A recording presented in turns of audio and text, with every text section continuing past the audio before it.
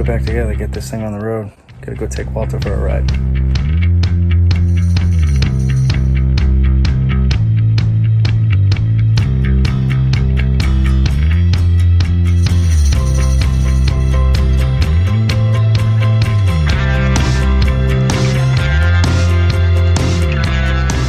I met with Walter yesterday and got some pictures of the car. I think probably a lot of you have seen on Instagram and Facebook. I was able to see what was done back in the day, and then I'm going to get rid of this slingshot style T model, T-bucket front end. Obviously they did that to get the car sitting low, which they certainly achieved it, but I don't particularly care for this setup. I want to run a complete 32 grill shell on the front of the car. So at this point now, the frame is at 120 inches, the wheelbase. From the factory, it's 112 inches. So this thing's been stretched 8 inches because there wasn't enough room to run the motor and the grill shell or the radiator behind the front crossmember. So in order to accomplish what he wanted to accomplish, he extended the frame 3 more inches. That put the wheelbase at 120 inches. We're going to leave everything intact as far as the frame rails and the front crossmember goes. We're going to weld in the Model A crossmember, and then we're going to cut this front crossmember off, remove the front spring hanger, get rid of it.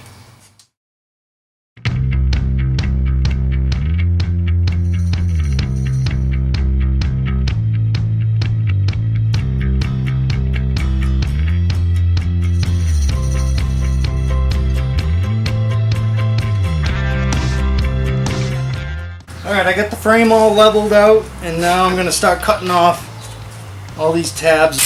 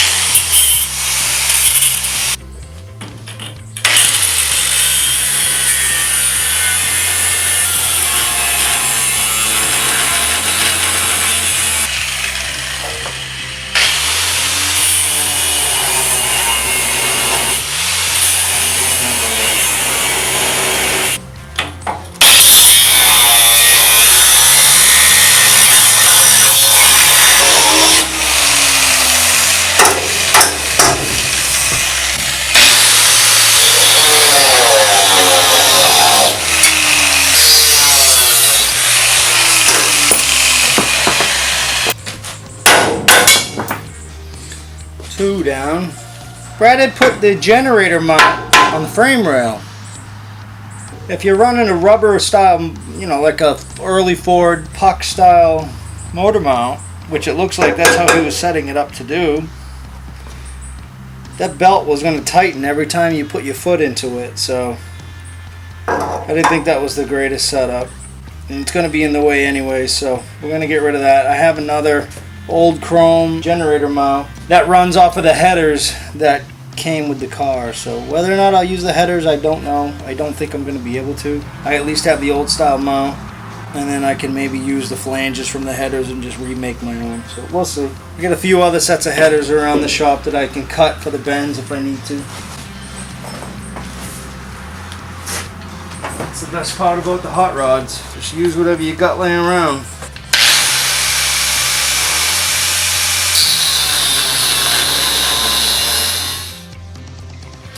Motor mounts off, the alternate or the generator bracket off, both sides of the motor mounts, and then on top of here there was a horn bracket or horn mount. Those are gone. Shocks are unbolted. I'm going to remove the wishbone mounts and then unbolt that spring, get the whole front axle off the car. Let the fun begin.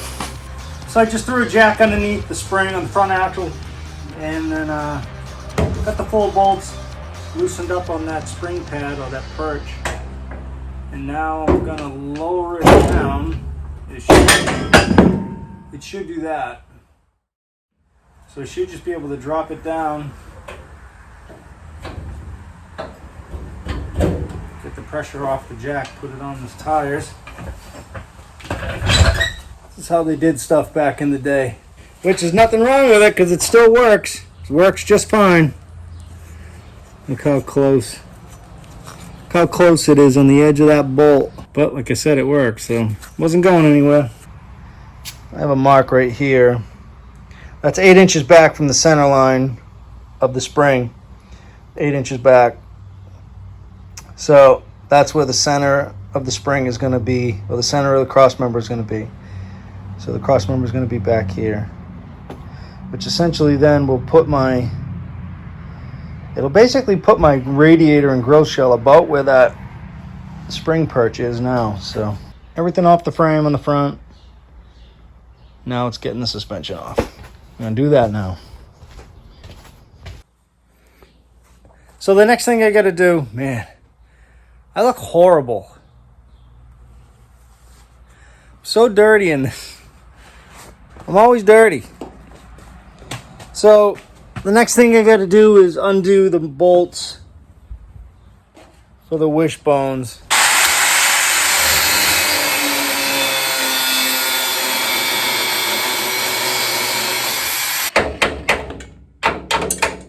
There we go. That's it. Alright, so I was able to get these wishbone bolts all set now. And the front axle should be free.